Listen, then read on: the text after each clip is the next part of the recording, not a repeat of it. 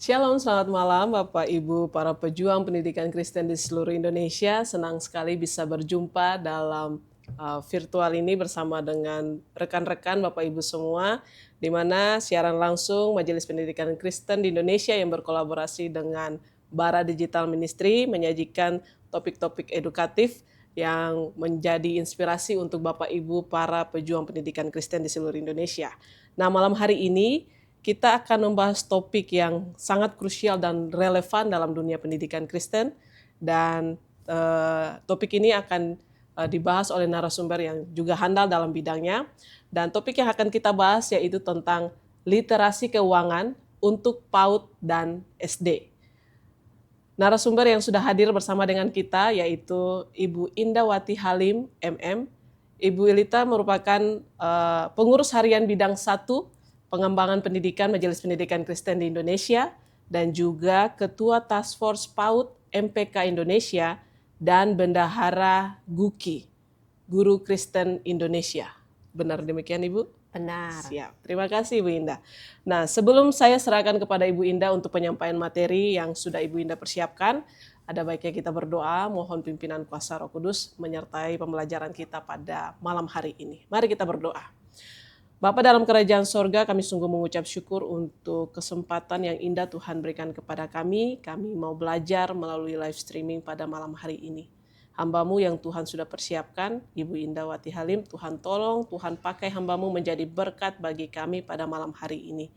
Tuhan urapi hamba-Mu dengan kuasa Roh-Mu yang kudus. Berkati setiap media perangkas semua yang kami gunakan, Tuhan urapi supaya boleh berfungsi dengan baik. Dan materi yang sudah dipersiapkan menjadi berkat untuk setiap pendidik-pendidik yang mengikuti secara langsung maupun siaran ulang.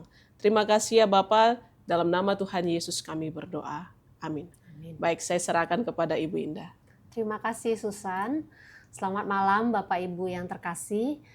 Senang sekali malam hari ini bisa berkesempatan belajar dan berbagi bersama tentang literasi keuangan untuk PAUD dan SD.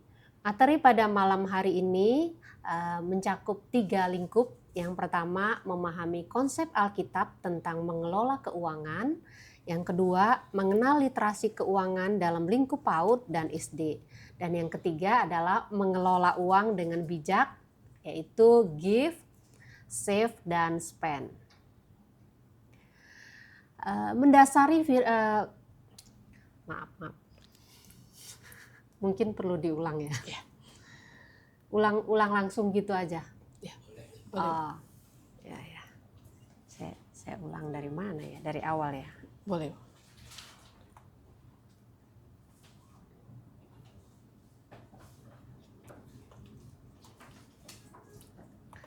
Selamat malam Bapak Ibu yang terkasih. Senang sekali malam hari ini bisa berkesempatan untuk berbagi dan belajar bersama tentang literasi keuangan untuk PAUD dan SD.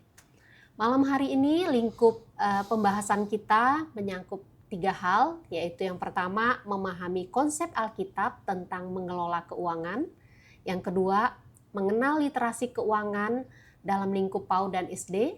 Dan yang ketiga, mengelola keuangan dengan bijak, yaitu give, save, dan spend. Firman Tuhan yang mendasari pembahasan kita pada malam hari ini dari Amsal 22 ayat 6, yaitu didiklah orang muda menurut jalan yang patut baginya, maka pada masa tuanya pun ia tidak akan menyimpang dari jalan itu. Ini ayat yang sangat terkenal Bapak Ibu ya. Kata didiklah di sini bukan sekedar mengajar atau memberikan informasi, tapi lebih berkaitan dengan melatih. Nah, untuk sesuatu yang dilatih itu perlu waktu dan perlu proses.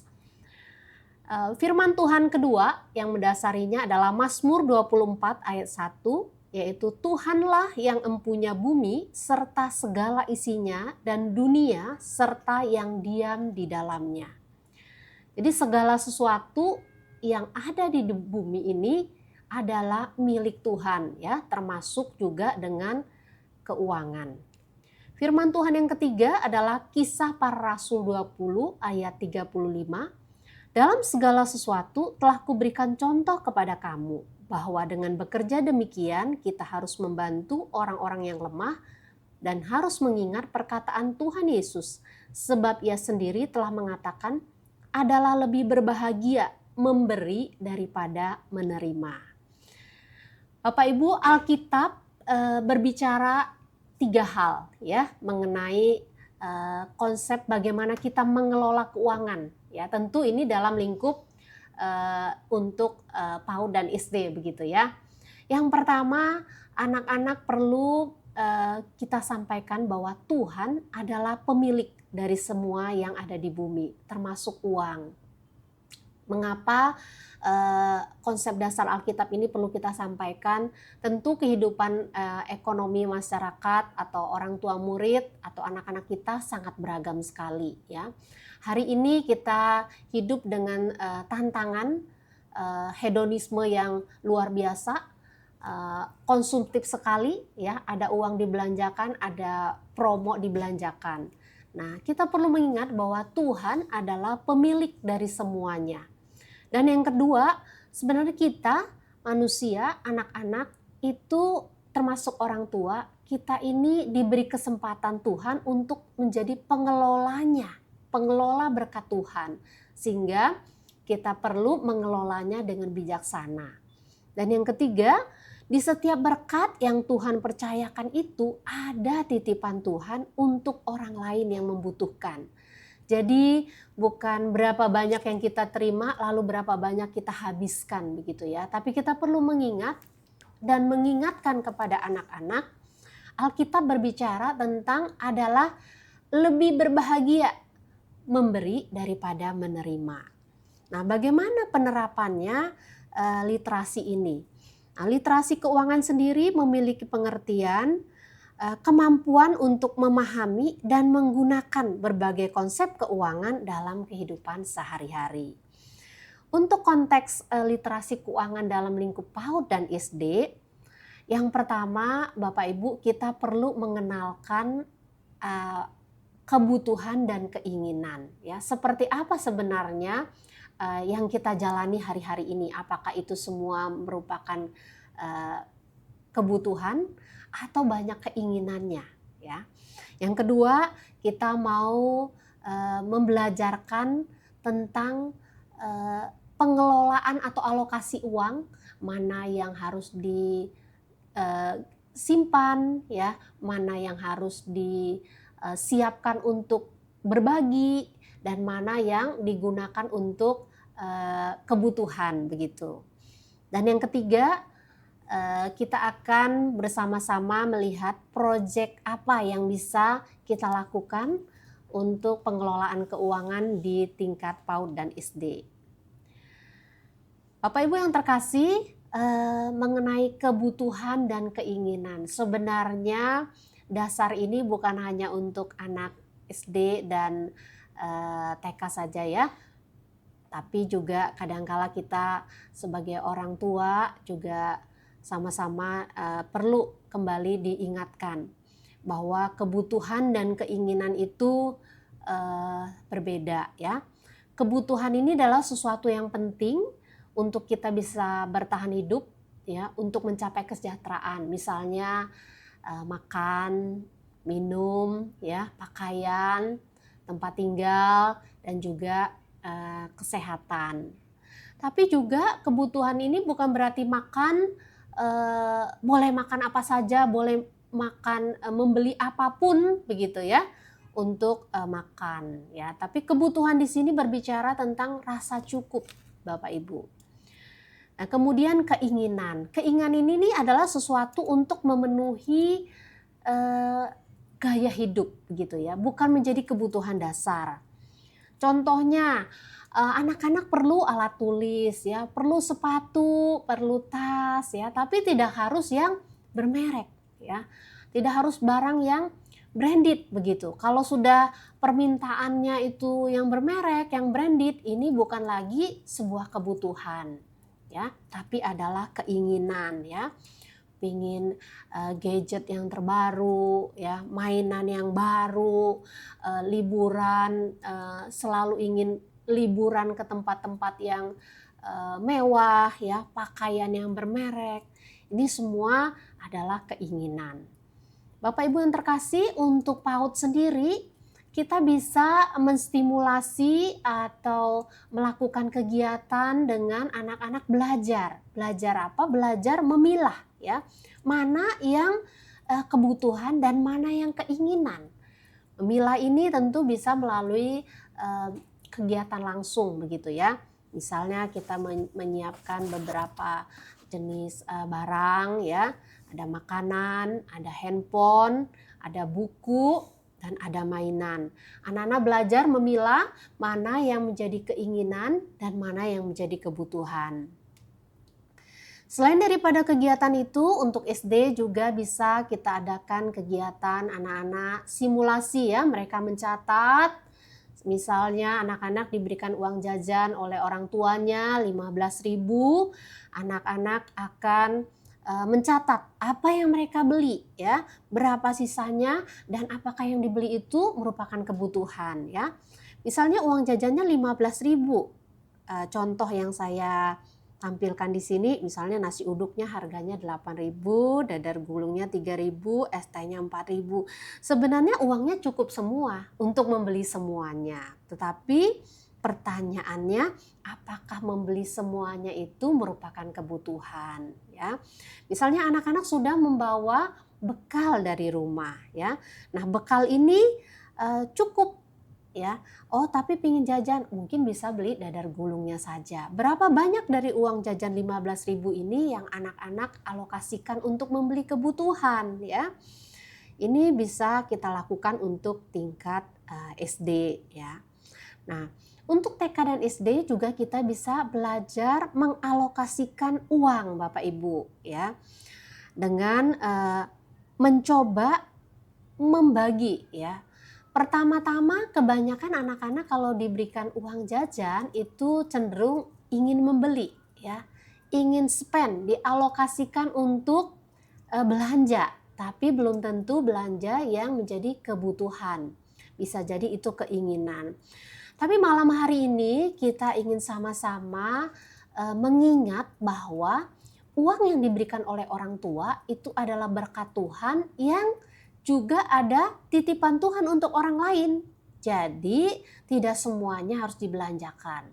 Tapi ada kita siapkan untuk memberi ya. Kemudian juga ada dialokasikan untuk menabung. Tentu kita juga bicara tentang konsep menabung. Mengapa perlu menabung? Karena tidak semua keinginan anak harus diberikan pada saat itu juga, sekalipun orang tua mampu membelikannya. Karena kita sedang belajar bahwa anak untuk mendapatkan atau menginginkan sesuatu yang sifatnya bukan kebutuhan, anak-anak perlu berproses ya, perlu menabung begitu. Jadi misalnya anak-anak ingin sekali membeli suatu mainan yang dia inginkan, kita mengajarkan konsep untuk menabung dulu begitu. Nah, untuk TK dan SD juga kita bisa mengadakan kegiatan market day ya. Untuk TK mungkin bisa melibatkan Bapak Ibu orang tua ya, mengadakan market day, anak-anak belajar membelanjakan uang. Mungkin yang menjadi pertanyaan dasar, apakah anak-anak PAUD sudah perlu atau harus dikenalkan tentang uang? Iya, betul Bapak Ibu ya, kita mengenalkan anak sejak dini tentang uang. Jadi tidak segala sesuatu dipersiapkan orang tua, anak-anak taunya minta lalu diberikan ya. Melalui kegiatan market day untuk PAUD, anak-anak bisa belajar bersama dengan guru ya, mengalokasikan uang, berapa banyak yang akan dibelanjakan di market day, berapa banyak yang akan ditabung, dan berapa banyak uangnya yang akan digunakan untuk proyek berbagi.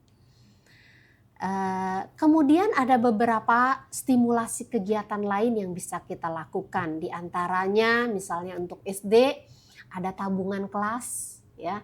Misalnya setiap hari Senin atau Rabu atau Jumat ya, kita akan menabung di kelas ya. Ada tabungan yang kita buat dan tentu Bapak Ibu guru bisa men-sharingkan tabungan ini kita akan gunakan untuk apa? Ya, misalnya nanti di bagian akhir saya jelaskan ya.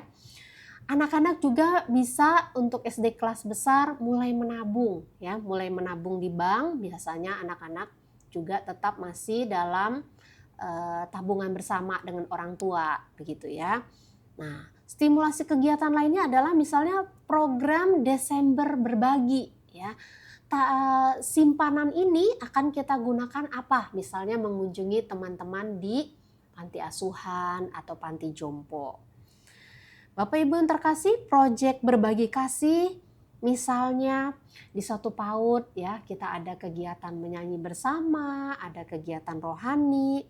Kita bisa gunakan tabungan itu untuk membeli alat musik ya. Jadi kalau anak-anak belajar menabung, belajar memberi sejak dini, mereka juga akan merasakan memiliki begitu. Kemudian kegiatan lainnya bisa juga setiap hari Jumat, misalnya anak-anak menabung, hasil tabungan itu dibelikan untuk membeli kursi roda atau tongkat untuk opa atau untuk oma dari keluarga yang memerlukan.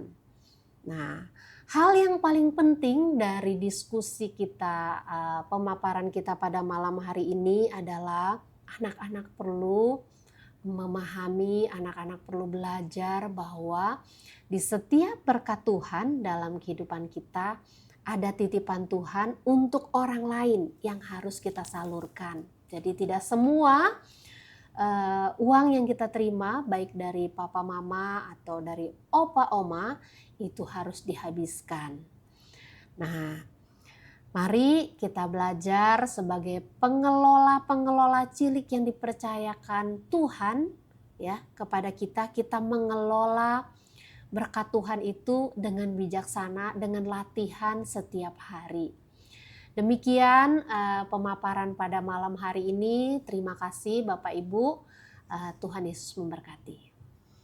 Wah, luar biasa. Terima kasih Ibu Indah untuk materi yang sangat kaya dan mencerahkan pada kita semua malam hari ini, yang sudah mengingatkan kita untuk mengelola keuangan bukan hanya sebuah angka, tapi berkat atau titipan dari Tuhan, ya Ibu ya. Betul. Luar biasa. Dan kita sebagai orang tua atau pendidik sudah harus memulai untuk mengajarkan kepada anak-anak. Dan ada pertanyaan yang akan kita bahas bersama dengan Ibu Indah. Kita mungkin ada 1-2 pertanyaan saja Bu, Ya. berkaitan dengan materi yang sudah Ibu Indah sampaikan. Pertanyaan saya seperti ini Bu, bagaimana cara memastikan bahwa anak memahami uang yang mereka miliki itu adalah berkat Tuhan seperti yang tadi sudah Ibu sampaikan. Dan ini kesempatan untuk mereka bisa kelola dengan bijaksana, dan bukan hanya sekedar itu hak milik mereka, tapi mereka bisa tahu ini berkat yang Tuhan titipkan untuk orang lain lewat mereka. Ya, pertanyaannya sangat bagus sekali ya malam hari ini. Jadi yang pertama tentu perlu men-sharingkan bersama dengan orang tua.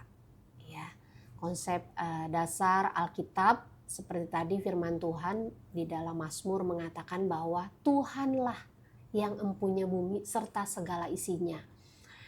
Betul memang papa mama yang bekerja ya.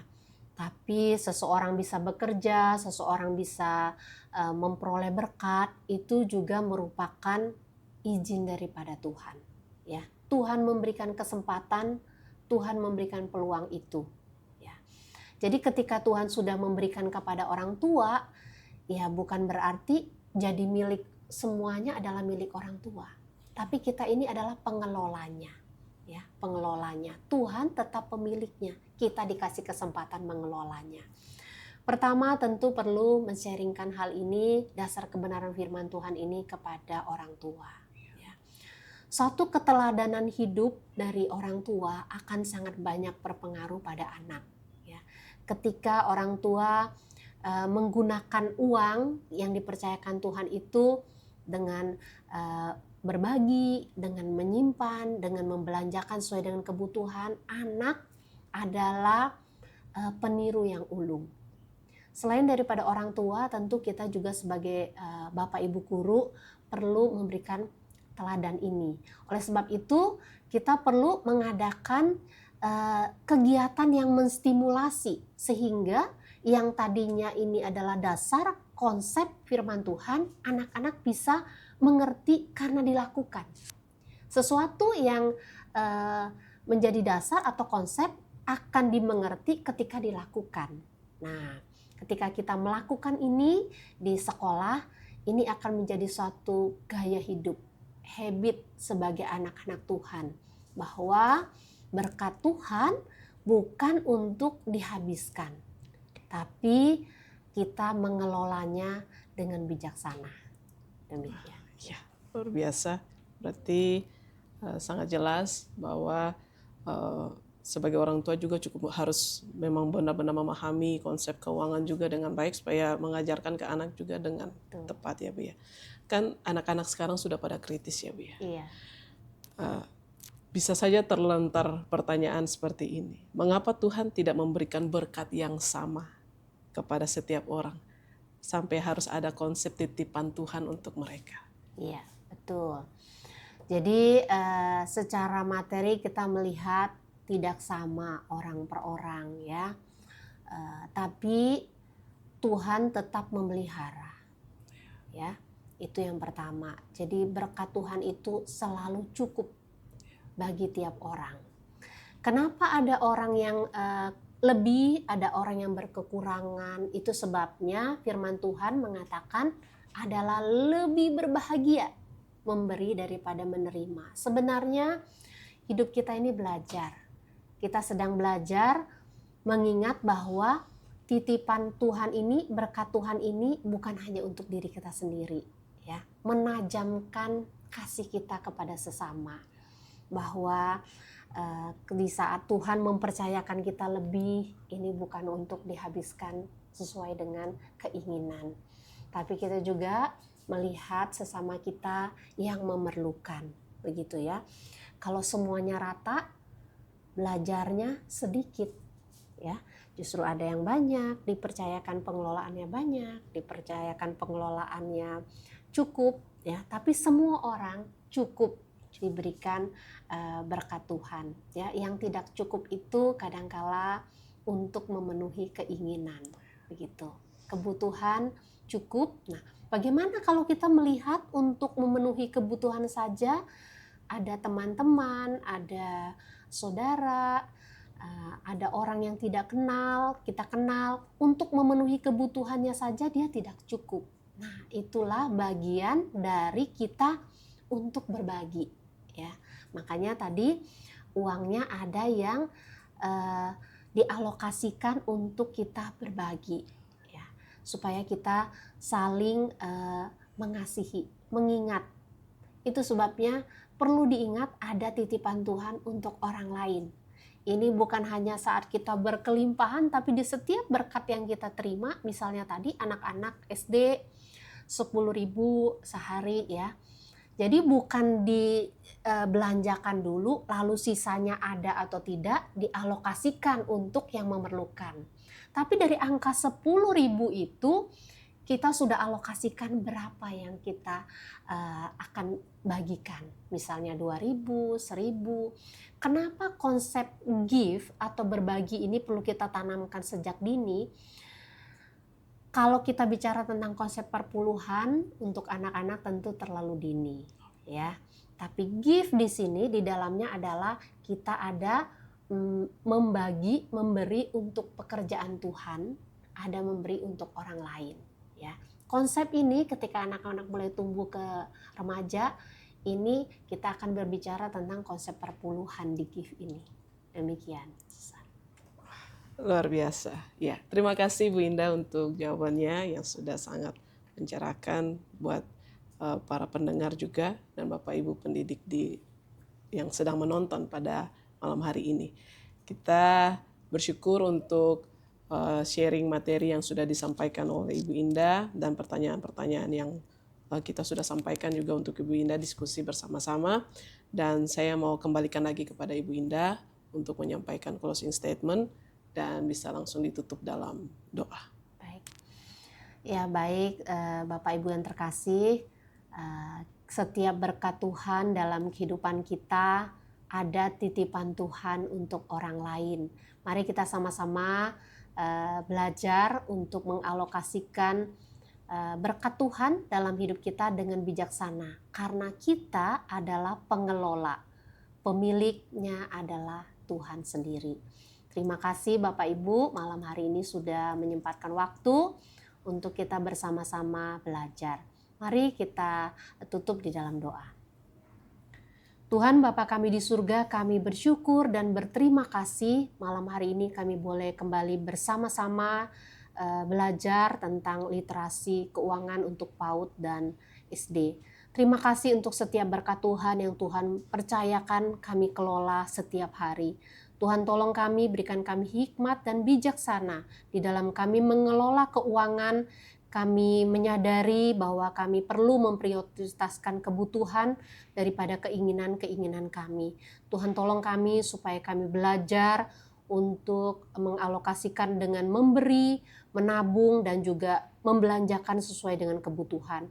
Berkati setiap kami Tuhan di dalam kami mendidik di sekolah kami masing-masing. Tuhan berkati supaya kami juga bisa menjadi teladan bagi anak-anak didik kami. Terima kasih Bapa di surga, dalam nama Tuhan Yesus kami bersyukur dan berdoa. Amin. Ya, terima kasih Ibu Indah untuk berkat yang sudah disampaikan melalui materi pada malam hari ini. Dan Tuhan Yesus memberkati Ibu dalam tugas tanggung jawab pekerjaan pelayanan yang Tuhan percayakan, Bu. Sama-sama, Sehat-sehat terima selalu, Bu. kasih. Amin. Dan terus menjadi berkat dan inspirasi buat banyak orang.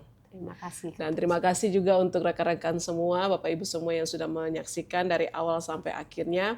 Dan jangan lupa untuk di-share kepada teman-teman atau rekan-rekan Bapak Ibu yang lainnya juga supaya banyak orang diberkati melalui sharing materi yang disampaikan pada malam hari ini. Kita jumpa lagi minggu depan dengan topik dan narasumber yang berbeda. Selamat malam, Tuhan Yesus memberkati.